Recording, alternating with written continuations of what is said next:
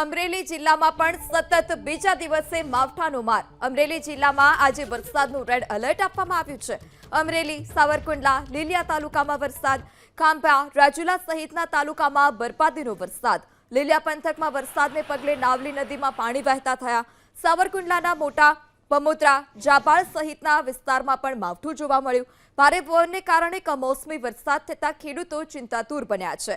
વીજપડી, મેરિયાણા સહિતના વિસ્તારમાં ગાજવીજ સાથે વરસાદ વરસ્યો. ધોધમાર વરસાદને પગલે રસ્તા પર વરસાદી પાણી વહેતા થયા હતા. સાવરકુંડલાના ભેખરા, નાની વડાલ, વીજપડી, બોરાળા સહિતના વિસ્તારમાં વરસાદી ઝાપટા.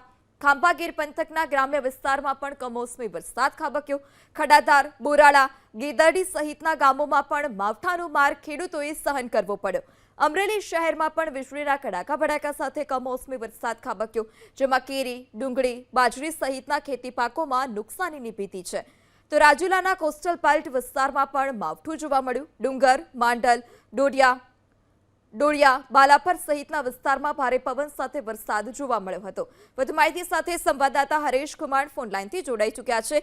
જી હરેશ, અમરેલીમાં કયા કયા વિસ્તારમાં વરસાદ જોવા મળી રહ્યો છે? કેટલા ખેતી પાકને નુકસાન? ચોક્કસથી હવામાન વિભાગે જે પ્રમાણે આગાહી આપી તેને લઈ અને અમરેલી જિલ્લામાં જ વહેલી સવારથી જ વાદળછાયું વાતાવરણ છવાયું હતું અને સવાર બાદ અમરેલી જિલ્લાના મોટાભાગના ગ્રામ્ય વિસ્તારોમાં કમોસમી વરસાદ ખાબક્યો છે. ખાસ કરીને રાજુલાના જે કોસ્ટલ બેલ્ટ વિસ્તાર છે તેમાં બાલાપર છે, રાજુલા છે, ડુંગર સહિત આસપાસના અન્ય વિસ્તારોની અંદર પણ કમોસમી વરસાદ વરસી રહ્યો છે. ત્યારે સાવરકુંડલાની વાત કરીએ તો વીજપડી, મોટા ભમોદરા, જાબાળ, મેરિયાણા સહિતના આસપાસના જે વિસ્તારો છે તેમાં મોટાભાગના વિસ્તારોમાં કમોસમી વરસાદ વરસી રહ્યો છે અને લીલિયાની જે નાવલી નદી છે તે નાવલી નદીમાં વરસાદી પાણી વહેતા થયા છે. એટલે જે પ્રમાણે કમોસમી વરસાદ પડતા ખેડૂતોની ચિંતા વધારી છે. ખાસ કરીને ડુંગળીનું જે વાવેતર ખેડૂતોએ કર્યું હતું તેને જોકે રાતા પાણીએ રોવાનો વારો આવ્યો તો પોષણક્ષમ ભાવો નતા મળતા.